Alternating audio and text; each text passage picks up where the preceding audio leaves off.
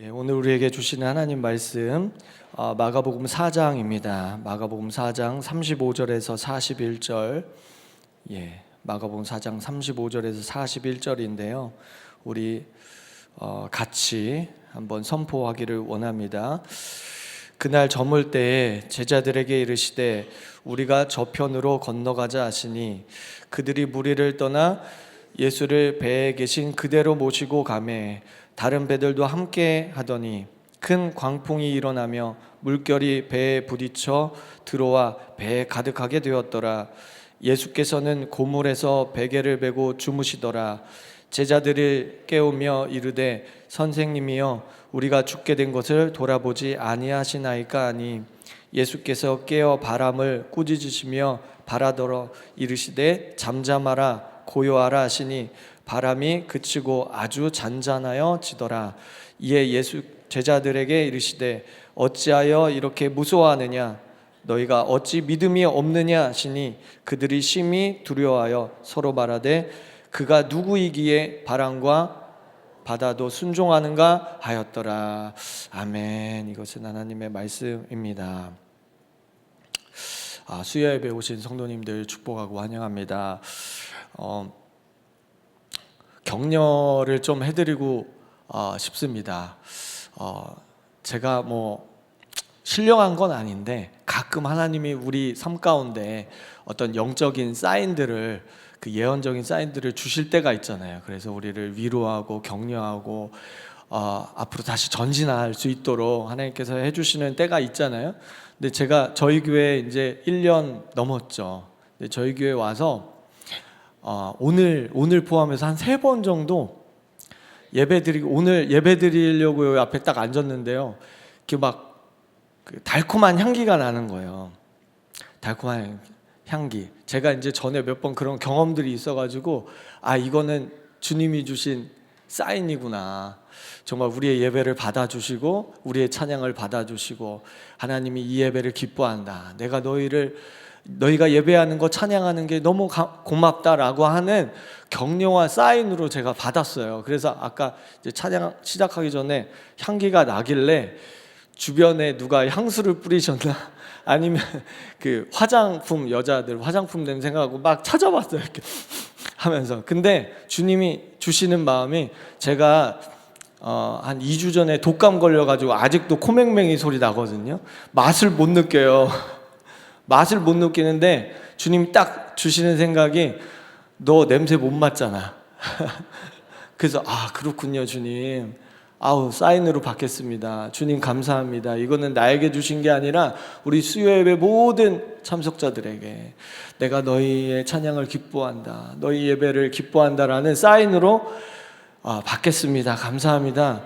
제가 저희 교회 와서 3번째인 것 같아요. 3번째. 전에도 한두 번 있었지만 이렇게 자주 있었던 적은 없었거든요. 근데 저희 교회 예배 드리기 전에 이런 향기를 맡은 게 3번째인데 너무 감사한 것 같아요. 큰 격려가 된 줄 믿습니다.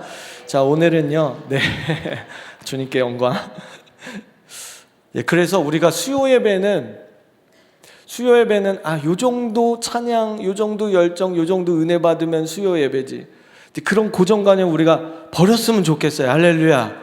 우리도 금성처럼 할 수 있습니다. 아멘. 수요 예배 때 돌파가 일어나고 치유가 일어나고 이곳에서 변화될 수 있습니다. 아멘. 그래서 우리의 고정관념 수요 예배는 요 정도면 되지 않은 그 고정관념을 버리고 우리가 적극적으로 찬양하고 기도하고 말씀 앞에 순종하는 그런 예배자들 되시길 축복합니다. 아멘. 자, 오늘은요 두려움의 실체와 믿음의 상승이라는 제목으로 말씀을 나누고자 합니다. 성경시대에 히브리인들은 이 바다에 대한 어떤 이미지를 갖고 있었어요. 자, 그게 뭐냐? 바다에 대한 이미지는 이들 두려움 그 자체였습니다. 두려움 그 자체. 왜냐하면 깊은 바다에 괴물이 살고 있다고 그들은 생각을 했어요. 욥기에 나오는 리워야단도 이제 바다에 사는 바다를 다스리는 그런 괴물로 나오죠. 그리고 바벨론인들은 티아맛이라고 하는 바다 괴물이 실제로 바다를 지배하고 있다라고 믿었습니다. 우리 한국 사람들도 뭐 용왕, 그 다음에 뭐 바다, 뭐 이렇게 다스리는 어떤 그런 신적인 존재, 이런 사고방식이 있었잖아요. 그래서 요나 시대의 사람들도 이런 개념을 가지고 있었어요. 그래서 요나를 바다에 빠뜨리게 되는 거죠. 그래서 리워 야단이나 티아맛이 바다에 이런 막 광풍을 막 일으켜 가지고 파도를 흉용하게 하고 배를 난파시킨다고 그들은 생각을 했었어요. 그래서 히브리인들에게 이 바다, 특히 깊은 바다, 그러니까 이 안이 보이지 않는 컴컴한 이 바다는 그냥 두려움, 공포, 혼돈이 가득한 세상이라고 그들은 인식하고 있었어요. 그런데 예수님이 날이 저물 때, 화날 때도 아니고 날이 저물 때 우리가 배를 타고 저편으로 건너가자라고 말씀하신 거예요. 여러분, 제자들의 마음이 어땠을까요? 예수님을 따라다니면서 하루 종일 봉사도 하고 사역도 하고 목회도 하고, 근데 날이 저물었어요. 막 육체적으로 너무 쉬고 싶어요. 근데 더군다나 제자들은 어부라 이 기상에 대해서 정말 민감하잖아요. 누구보다도 그 바다의 날씨에 대해서 잘 압니다. 기상을 보니까요, 막 시커먼 바다를 보니까 막 두려워요. 뭔가 막 이제 광풍이 일어날 것 같은 그런 조짐이 보여요. 그 마음이 힘들었겠죠. 순종하고 싶은 마음보다는 타협하고 싶은 마음이 굴뚝 같았을 거예요. 예수님, 꼭 지금 가야 돼요? 오늘 자고 내일 아침 일찍 출발하면 안 되나요? 하는 제자들 나름대로 합리적이고 합당한 이유들을 찾을 수 있었을 거예요. 그러나 제자들은 주님의 말씀에 어쨌거나 저쨌거나 순종하겠습니다. 주님 말씀하셨으니 순종하겠습니다. 결단하고 날이 저물 때 두려움의 실체인 바다를 건너기로 마음을 먹습니다. 자, 35절, 37절까지 우리 한번 다시 볼게요. 제가 읽어보겠습니다. 그날 저물 때에 제자들에게 이르시되 우리가 저편으로 건너가자 하시니 그들이 무리를 떠나 예수를 배에 계신 그대로 모시고 가매 다른 배들도 함께 가더니 큰 광풍이 일어나며 물결이 배에 부딪혀 들어와 배에 가득하게 되었더라. 잘 가는 것 같은데 풍랑이 막 휘몰아치고 배 안에 막 물이 막 들어오기 시작하니까 두려움이 막 엄습해 오기 시작합니다. 그렇지 않아도 이 두려움의 바다인데 이제 막 바다 괴물이 막 난리를 치는구나, 우리 배를 난파시키려고 하는구나, 막 두려움에 사로잡혔어요. 그래서 예수님과 제자들이 태운 배는요, 한번 이제 성경 스토리를 통해서 어디에서 어느 쪽으로 이동했을까 우리가 유추를 해보면 아마도 서북 쪽에 있는 게네사렛 주변에서, 그 다음에 반대편이니까 동쪽에 있는 거라사인이 살고 있는 가라다 지역으로 지금 항해를 하고 있었을 것 같아요. 자, 그런데 이 지역은요, 공기 순환의 현상에 의해서 갑작스럽게 막 돌풍이 일어나는 지형이에요. 그래서 이 갈릴리 지역은 이 해수면보다 한 마이너스 200m 저지대이기 때문에 막 거기 이제 찬 공기와 그 다음에 뜨거운 바람이 막 뒤섞이면서 갑자기 막 기류가 불안정해지고 돌풍이 막 휘몰아치고 막 파도가 일어나게 돼 있어요. 그러니까 이 동쪽 방향으로 아무리 노를 저어도 밤새도록 배는 제자리를 뱅글 도는 거예요. 1m도 전진하지 못하고 계속 그 자리에 머물게 되는 거예요. 여러분 꼭 기억하세요. 우리가 주님의 말씀에 순종한다고 해서 고난의 풍랑이 우리를 비껴 나가는 것이 절대 아닙니다. 고난의 풍랑이 우리의 삶 가운데 찾아온다는 거예요. 오히려 공중 권세 잡은 자가 광풍, 미친 바람을 보내서 집채만한 파도를 보내서 우리의 믿음을 시험하고 우리를 두렵게 하고 우리를 하나님의 말씀 그 목적지로 순종하게 함에 있어서 그것들을 가로막는다는 거예요. 여러분, 뒤집어 말하면 그러한 시험이 올 때, 불같은 시험이 올 때, 그래, 내가 이거를 뚫어내면 어떻게 된다? 주님의 목적하신 그 응답의 목적지까지 내가 갈 수 있다는 것입니다. 여러분, 그때 제자들이 어떻게 했습니까? 뱃머리로 돌렸나요? 아니에요. 목적지를 향해 죽을 힘을 다해서 노를 저었습니다. 노를 저었어요. 왜요? 왜 노를 저었습니까? 왜 그들이 죽을 힘을 다해서 그렇게 죽을 것 같은 고생을 했습니까? 광풍 때문에요? 아니에요. 예수님의 말씀 때문에, 예수님의 말씀에 순종하기 위해서 그렇게 고생을 했다는 거예요. 여러분, 우리가 잘 믿어보려고 할 때, 우리가 예수님의 말씀에 순종하려고 애쓸 때 우리의 바람과는 정반대의 일을 겪을 수 있습니다. 원수의 저항에 부딪힐 수 있어요. 일터에서나 가정에서나 또 사회적으로, 국가적으로 우리가 이해할 수 없고 상상할 수 없고, 왜 주님 우리가 기도했는데 이런 일이 일어납니까? 예상치 못한 역풍을 우리가 받을 수 있어요. 그것이 이상한 것이 아닙니다. 하지만 제자들이 어떻게 했다고요? 노젓기를 멈추지 않았다라고 하는 것입니다. 할렐루야. 여러분, 노를 붙잡으세요. 멈추면 안 됩니다. 뱃머리를 돌리면 안 돼요. 하나님이 주신 사명, 하나님이 주신 과업이라 생각되면 힘들어도 끝까지 노를 져야 됩니다. 사탄은 우리 어깨에 와서 막 속삭입니다. 뭐라고 해요? 야, 너 하나 그거 노 젓는다고 이 거대한 자연의 이 힘을 이길 수 있냐? 거스를 수 있냐? 소용없다. 포기해라. 네가 뭐 나라 민족을 위해서 기도한다고 뭐 너 한 사람 뭐 한다고 뭐 이 나라가 어떻게 될 것 같아? 라고 우리에게 막 자신감을 빼앗아가고 믿음을 빼앗아가요. 그러나 파도를 잠잠케 하시는 주님이, 그 주님을 바라보고 주님을 믿을 때, 주님이 일하시기 시작할 때 붙들고 있는 노를 놓지 말고 힘껏 전진할 때 역사가 일어나게 될 줄 믿습니다. 여러분, 마귀가 가장 싫어하는 말 중에 하나가 뭔지 아세요? 아세요? 너가 아무리 그렇게 나를 유혹하고 시험해도 나는 절대 포기하지 않을 거야. 이 말을 가장 싫어할 줄 믿습니다. 나는 계속 전진할 거야. 나는 계속 순종할 거야. 나는 계속 기도할 거야. 난 포기하지 않을 거야. 이런 말을 마귀 사탄이 제일 싫어한다는 거예요. 여러분, 장마철에 비가 많이 내리면 나무도 떠내려가고 동물도 떠내려가고 집도 차도 다 떠내려갑니다. 그런데 유일하게 떠내려가지 않는 것이 있어요. 그게 바로 물고기입니다. 물고기는 신기하게요, 작은 물고기라 할지라도 물에 떠내려가지 않고 오히려 헤엄쳐서 그 물살을 거슬러 올라갑니다. 물고기가 물을 거슬러 올라가지 않으면 물에 떠밀려서 죽고 말듯이, 우리의 믿음은 믿음으로 살아야 되는 우리는, 의인은 믿음으로 말미암아 살리라, 믿음으로 살아야 되는 우리는 믿음의 이 노를 놓는 순간 우리는 세상에 휩쓸려 버리게 되는 겁니다. 마귀가 보낸 그 시험에 휩쓸려 버리게 되는 거예요. 두려움에 사로잡히게 되는 겁니다. 그래서 우리는 이 노를 끝까지 붙잡아야 될 줄 믿습니다. 지금까지 가장 그 오래된 나무가 그 캘리포니아 화이트산에 사는 약 4,800년 이상 된 나무로 알려져 있는 그 무드셀라 나무라고 사람들이 이름을 붙인 나무가 있대요. 나무 한 번만 보여주세요.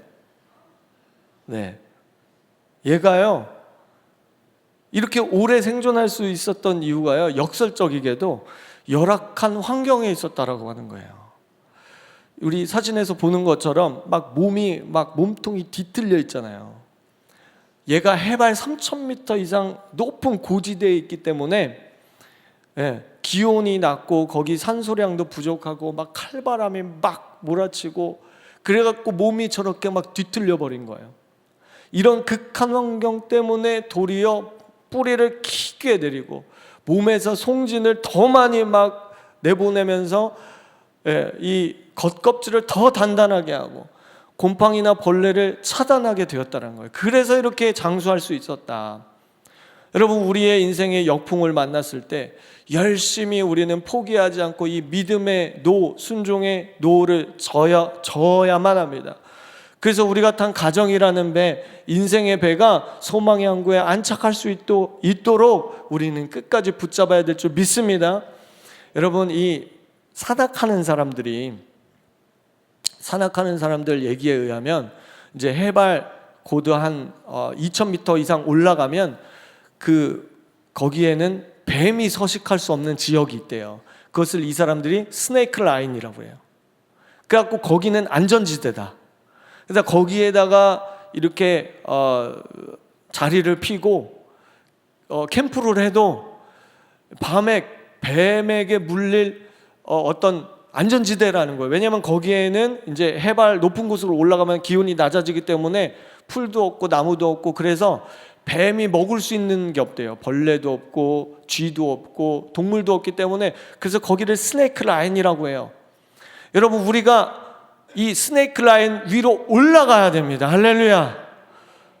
뱀이 범접할 수 없는, 파도가 몰아치고 풍랑이 몰아쳐도 그 원수 마귀가 범접할 수 없는 위로 올라가야 될 줄 믿습니다.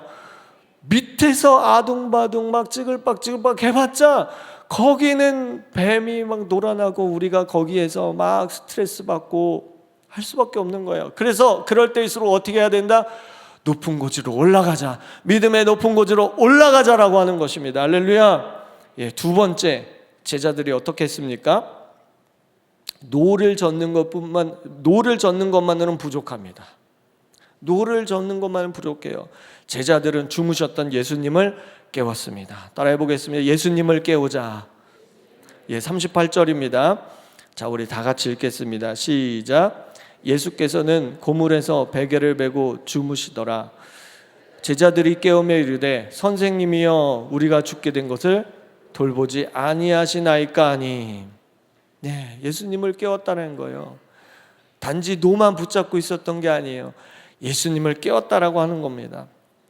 존 뉴턴이라고 하는 18세기 활동했던 노회선 선장이 있었습니다. 이 뉴턴이라고 하는 사람이 아프리카 흑인들을 막 인신매매를 해가지고요, 저기 유럽에 갖다 팔고 영국에 갖다 파는 일을 했어요. 그래서 노예를 다 잡아가지고 이제 배에 가득 싣고 영국으로 이제 바다를 건너서 배를 타고 갑니다. 근데 큰 풍랑을 맞이한 거예요. 그래서 조종대를 잡고 아무리 애를 써도 이 거센 폭풍우를 이길 수가 없는 거예요. 자신의 힘으로는 도저히 이것을 이길 수 없다 깨달을 수밖에 없었어요. 그래서 그때 그는 하나님을 찾게 됐어요. 간절한 마음으로 하나님을 찾았습니다. 하나님 잘못했습니다. 제가 이런 나쁜 짓을 이제 그만하고 한 번만 살려주시면, 정말 한 번만 기회를 주시면 제가 주님을 위해서 살겠습니다. 그렇게 기도했는데 신기하게도 바람이 그치고 파도가 잔잔하게 되었습니다. 그래서 그는 정말로 새 사람이 되어서 복음을 전하는 성공의 목사가 됐어요. 그리고 우리가 잘 아는 것처럼 어메이징 그레이스, 나 같은 죄인 살리신, 눈물을 흘리면서 찬송가를 만들게 되었습니다. 2절에 보니까 이분이 뭐라고 썼냐? 나 처음 믿는 그 시간 귀하고 귀하다. 귀하고 귀하다. 그 폭풍우를 만났을 때, 내 힘으로 어떻게 할 수 없을 때, 내가 주님께 기도했을 때, 그 처음 만난 주님이 나를 처음 터치해 준 그 시간 귀하고 귀하다. 하나님은 돈밖에 모르는 이 노회선 선장을 변화시켜서 바다의 광풍을 변화시키기 위해서 바다의 광풍을 사용해 주신 줄 믿습니다. 예수님은 배 안에 주무시고 계셨어요. 그럼 예수님 왜 배 안에 주무시고 계셨을까요? 상황을 몰라서가 아닙니다. 주님은 상황을 다 하셨습니다. 그런데 왜 주무시고 계셨을까요? 제자들의 믿음의 실상이 드러날 때까지 주님은 기다리고 계셨던 것입니다. 여러분, 잊지 마십시오. 꼭 기억하십시오. 배 안에 예수님이 계시지 않았던 것이 아니었습니다. 배 안에 예수님이 계셨지만 주님은 제자들이 이 두려움의 실제를 정확히 깨닫고 그 실제를 극복하고 믿음이 상승될 때까지, 그 스네이크 라인 위로 올라갈 때까지 침묵하고 계셨던 거예요. 즉 침묵이라는 것으로 말씀하고 계셨던 거예요. 우리 주님은 세상 끝날까지 우리와 함께 하십니다. 할렐루야. 우리가 담배에서 결코 주님은 거기서 벗어나질 않으세요. 저를 따라 보겠습니다. 주님은 이미 배 안에 계셨다. 예, 주님은 여러분들의 삶에 이미 들어와 계십니다. 믿음의 거장 찰스 스펄전 목사님이 이렇게 말했어요. 믿음의 기도는 아래에서 줄을 당겨 하늘 위에 있는 큰 종을 하나님 귀 밑에 울리는 것과 같다. 믿음으로 이 땅에서 기도하면 그 믿음의 줄이 하나님 귀 밑에서 종을 울린다는 거예요. 하나님을 깨운다라고 하는 것입니다. 여러분, 우리의 인생의 배가 흔들리고 광풍이 막 몰아칠 때 이 믿음을 사용해서 줄을 당겨 배 안에 계신 주님을 깨워야만 합니다. 시편 50편 15절 우리 다 같이 한번 읽어볼게요. 시편 50편 15절입니다. 시작. 환난 날에 나를 부르라. 내가 너를 건지리니 너가 나를 영화롭게 하리로다. 아멘. 그러니까 주님의 침묵은 거절이 아니었습니다. 응답의 지연은 패배가 아니었습니다. 침묵은 또 다른 말씀이셨습니다.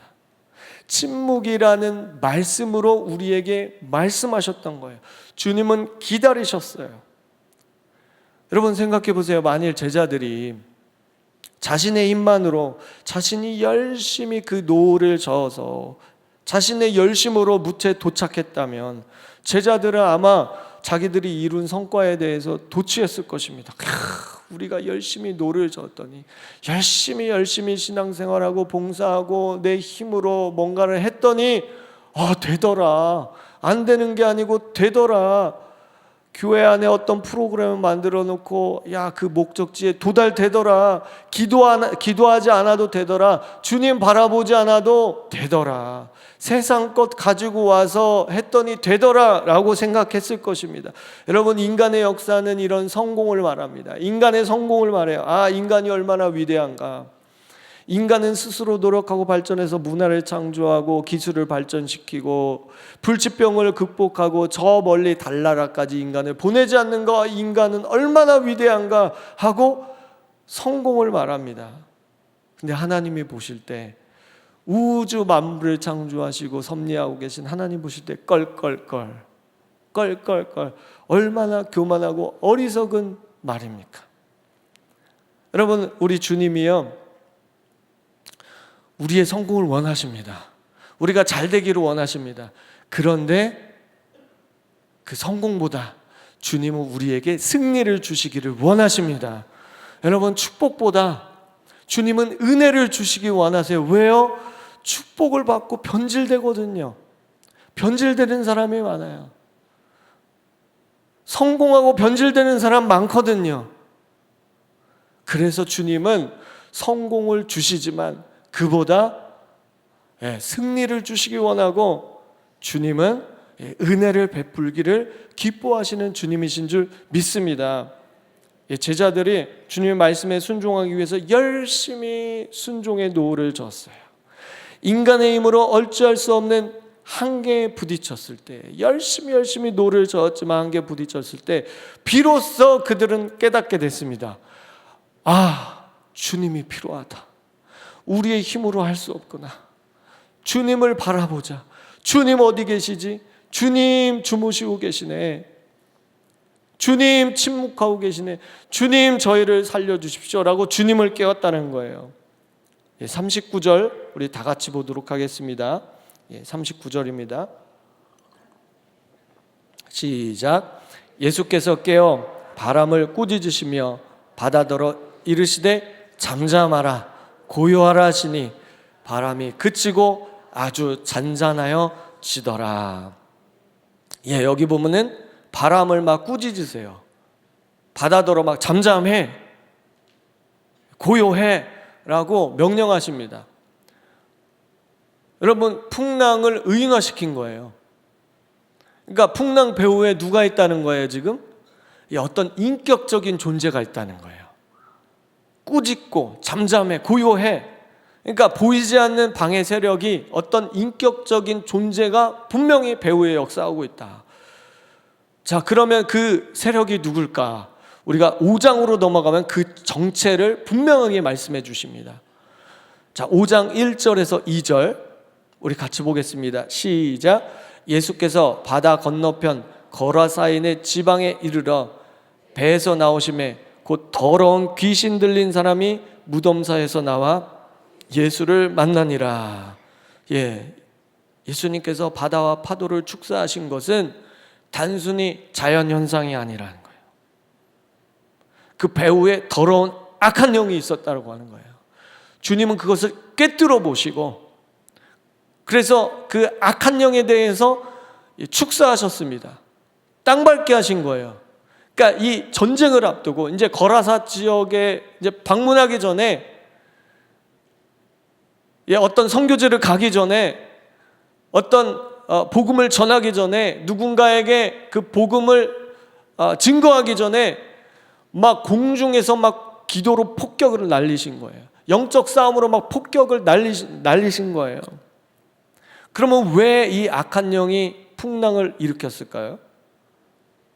예수님이 그 땅에 오시면 하늘나라가 확장되기 때문에 그것을 방해하기 위해서 풍랑을 일으켰다는 것입니다. 예수님이 오시면 군대 귀신이 자기가 지금 관할하고 있는 그 지역에서 쫓겨나갈 수밖에 없기 때문에 천하보다 귀한 한 영혼이 주님께로 돌아오는 것을 참을 수가 없기 때문에 볼 수가 없기 때문에 풍랑을 일으켜서 주님의 사역을 방해했다는 거예요. 여러분, 그러나 우리 주님이 풍랑을 물리치시고 우리에게 최종 승리를 주실 줄 믿습니다. 여러분, 이 승리를 위해서 믿음이 필요해요. 믿음, 주님을 바라봐야 됩니다. 주님을 깨워야 됩니다. 그래서 예수님을 바라보고 두려움을 물리치고 믿음의 이 최대의 적 주님을 바라봄으로 인해서 두려움을 물리쳐야만 합니다. 자, 우리 40절로 가볼게요. 자, 40절. 자, 읽겠습니다. 시작. 이에 제자들에게 이르시되 어찌하여 안 나오나요? 다시 처음부터 시작. 이에 제자들에게 이르시되 어찌하여 이렇게 무서워하느냐? 너희가 어찌 믿음이 없느냐 하시니. 여기 보면은 두려움과 믿음을 대조시키고 있습니다. 아하, 믿음이 증가될수록 두려움이 작아지는구나. 반대로 두려움이 증가될수록 믿음이 쪼그라드는구나. 그렇기 때문에 여러분, 두려움을 물리치시기 바랍니다. 뭘로요? 믿음으로 물리치시기 바랍니다. 두려움은 믿음을 갉아먹어요. 건강에 대한 두려움, 자녀에 대한 두려움, 재정에 대한 두려움, 죽음에 대한 두려움, 삶의 두려움, 또 은혜 받는 것에 대한 두려움도 있더라고요. 은혜 받는 것에 대한 두려움이 있어요. 저게 무슨 뚱땅지 같은 말인가. 여러분, 내가 은혜 받고 내가 정말 변화되면 하나님이 나 저기 오지 가서 선교사로 가라고 하면 어떻게 하지? 두려워한다니까요. 사람들 두려워합니다. 은혜 받는 걸, 변화 받는 거를 두려워합니다. 여러분, 이 두려움이 우리 안에 들어와 있으면 절대로 하나님이 우리를 사용할 수 없습니다. 절대로. 그래서 주님, 내게 믿음의 증가를 주셔서 두려움을 물리치게 하시고 주님을 바라볼 수 있도록 역사하여 주시옵소서. 주님 말씀하시면 노를 붙잡을 뿐만 아니라 주님을 깨우는 자가 되게 하여 주시옵소서. 주님이 배 안에, 우리의 배 안에, 우리와 함께, 우리 가정이라는 배 안에, 우리 인생이라는 배 안에 여전히 계시다라고 하는 것입니다. 그런데 두려움은 그것을 보지 못하도록 우리를 가려버립니다. 망각하게 만듭니다. 여러분, 전쟁할 때 군인들의 사기가 중요하죠. 그래서 우리가 전쟁 나면 막 대통령이 순방하기도 하고 막 위문단을 보내기도 하잖아요. 왜요? 사기. 군대는 사기가 너무 중요해요. 사기가 떨어지면 전쟁하기 전에 싸우나마나 이미 패배한 겁니다.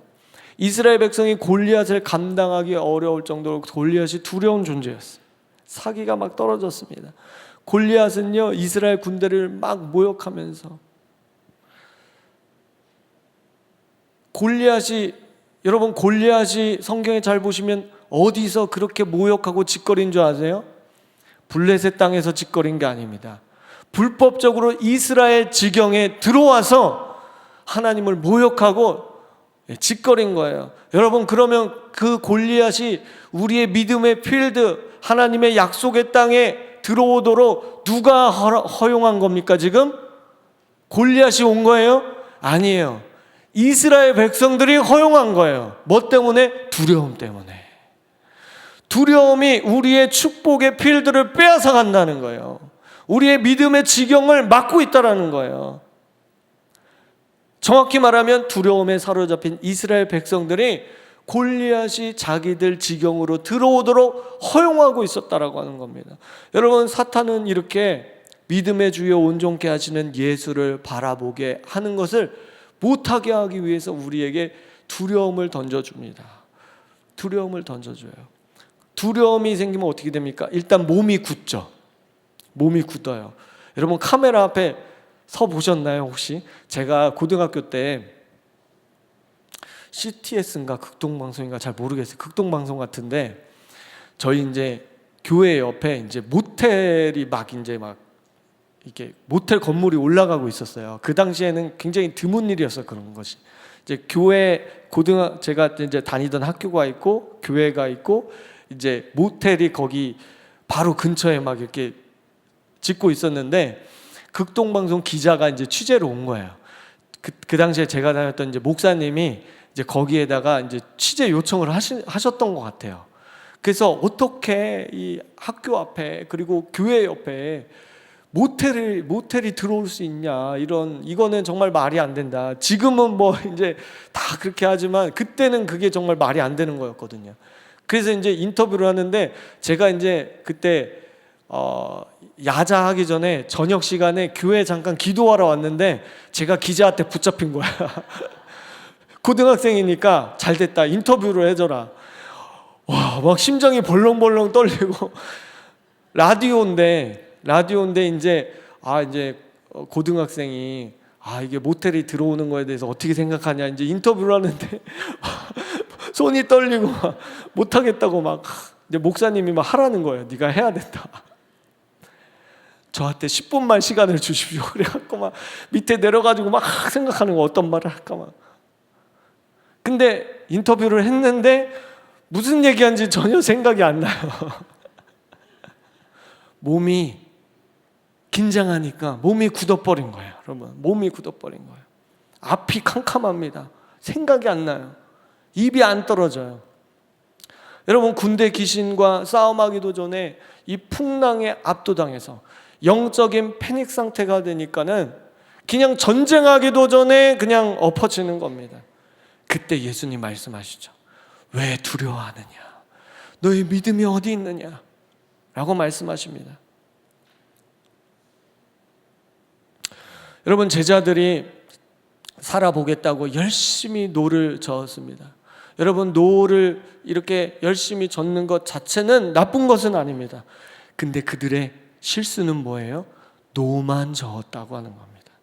주님을 깨워야 되는데, 주님을 바라봐야 되는데, 기도해야 되는데 열심히 노만 저었다고 하는 거예요. 더 큰 문제는 뭡니까? 그게 믿음의 전부라고 착각하면서 신앙생활한다는 거예요.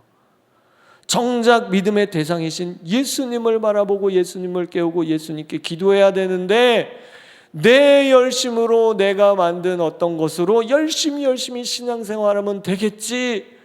돼요. 여러분, 기도 안 하고 신앙생활 봉사하고 됩니다. 안 되는 거 아니에요. 그런데 더 높은 고지는 절대로 밟을 수가 없습니다. 그냥 그 자리에서 뺑뺑이에요. 뺑뺑이. 원수는 여러분 목적 중심이 아니라 목표 중심의 신앙인이 되도록 만들어 버립니다. 목표는요, 목적을 이루기 위한 수단이 목표예요. 노적기는 목적지로 가기 위한 목표입니다. 목표는 있다가도 없는 것이고 없다가도 생기는 것이고 목표는 막 바뀌기도 해요. 예, 일시적인 겁니다. 그래서 배를 타고 가든 걸어서 가든 뭐 날아가든 예, 목적지에 도달하면 되는 거잖아요. 그러니까 목표는 그냥 수단입니다. 수단. 근데 그 목적은 달라요, 여러분. 목적은 뭐냐? 변하지 않는 거예요. 영원한 것입니다. 예를 들어 천국 가는 거. 그건 목표가 아니고 목적이에요. 우리의 삶의 목적, 우리가 존재하는 목적, 우리가 믿는 목적, 예수님을 아는 거, 예수님을 사랑하는 거, 여러분 이거는 수단이 아니잖아요. 그거는 목적이에요. 그건 목표일 수가 없어요. 아, 주님, 저는 열심히 노를 저었는데 왜 제 인생에 고난이 찾아옵니까? 주님, 열심히 예배드리고 기도도 하고 봉사도 하고 헌금도 잘했는데 왜 저의 신앙은 제자리에서 뺑글뺑글 돌기만 합니까? 그것은 노만 저었기 때문입니다. 열심은 열심인데 노만 젓는 열심으로 신앙생활을 했기 때문이에요. 주님이 변하지 않는 우리의 목적임에도 불구하고 목표 중심적인 신앙생활을 했기 때문에 뺑글뺑글 도는 거예요. 여러분, 목표는 성공을 위해서 노를 저으라고 말합니다. 어느 한 곳에 도달하면 거기다 성공이라는 깃발을 꽂고 다른 목표를 향해서 또 노를 접니다. 거기 가면 또 다른 곳을 향해 또 노를 젓도록 만드는 것이 목표예요. 그런데 목적은 생명 자체입니다. 목적은 예수님 자체예요. 여러분, 좀 이상하게 들릴 수 있는데요, 예수님이 목표가 되면 예수님을 추구하면서도 예수님이 잃어버릴 수 있어요. 예수님이 잃어버릴 수 있습니다. 우리 반주 좀 해주시고요. 네, 우리 찬양팀 나와주시고요. 여러분, 우리는 세상에서만 예수님을 잃어버린다고 생각하기 쉽습니다. 세상에서 유혹을 받고 세상 것에 빠져야 예수님 잃어버린다고 생각할 때가 있어요. 예수님이 12살 되던 해에 마리아가 유월절을 지키기 위해서 예루살렘에 올라갔어요. 근데 거기서 예수님이 잃어버렸습니다. 예수님이 잃어버렸어요. 우리는 생각할 수 있습니다. 아니, 부모가 돼서 어떻게 자녀를 잃어버릴 수 있지? 여러분, 근데 그런 모순적인 일이 실제 일어난 거예요. 마리아가 다른 세상 일을 하다가 예수님이 잃어버린 게 아닙니다. 유월절 지키기 위해서, 거룩한 일을 하기 위해서, 예루살렘 성전에 올라가서 예배하기 위해서 그는 열심을 다해서 노를 저었어요. 거기에 재정도 투자했습니다. 시간과 열정을 쏟아부었어요. 근데 예수님을 잃어버렸어요. 여러분, 이런 모순적인 일이 우리의 신앙생활 가운데도 일어날 수 있습니다. 여러분, 모순 같지만 열심히 성경 공부합니다. 기름 부음 추구합니다. 심지어는 친밀함 말하면서도 예수님 잃어버릴 수 있어요. 예수님이 잃어버릴 수 있어요, 여러분. 봉사로 예수님을 대신하고 직분으로, 사역으로, 심지어는 예배로 예수님을 대신하면 열심히 노젓기만 하다가 예수님이 잃어버릴 수 있습니다. 그래서 예수님은 풍랑을 허락하시고 그것을 깨닫고 깨어나 예수님 자체를 구하도록 예수님은 침묵 속에 우리에게 말씀하십니다. 풍랑 속에서 예수님을 찾을 때 우리 주님이 우리의 삶에 개입하시기 시작할 때, 그때 우리는 우리의 영혼이 깨어나 스네이크 라인 위로 올라가야 되는구나. 믿음의 상승, 주님이 기뻐하시는 그곳을 향해 전진하고 멈추지 말고 기도를 통해서 올라가야 되는구나. 예수님을 묵상하게 됩니다. 그냥 친밀함, 말씀 어떤 구호만 외치는 것이 아니라 더 뚜렷한 그분의 음성을 실제적으로 듣게 되고 성공이나 기적이 아닌 예수님 그분 자체가 목적이 되어서 그분을 원하게 되는 것입니다. 여러분, 두려움의 영이 우리의 배를 파선시키려 할 때 우리는 어떻게 해야 됩니까? 믿음의 주요 온전케 하시는 예수 그리스도를 바라봐야 되겠습니다. 그러면 두려움이 떠나가고 순종의 노를 저을 뿐만 아니라 소리 높여서 기도할 때 주님이 우리의 삶 가운데 역사하고 또 우리의 삶에 개입하셔서 우리의 삶을 더 높은 곳으로, 시편 24편처럼 여호와의 산 거룩한 곳까지 우리를 높이 우리의 머리를 들게 하시는 그런 하나님을 만나게 되실 것입니다. 그런 믿음의 종들 되시길 주님의 이름으로 축복합니다.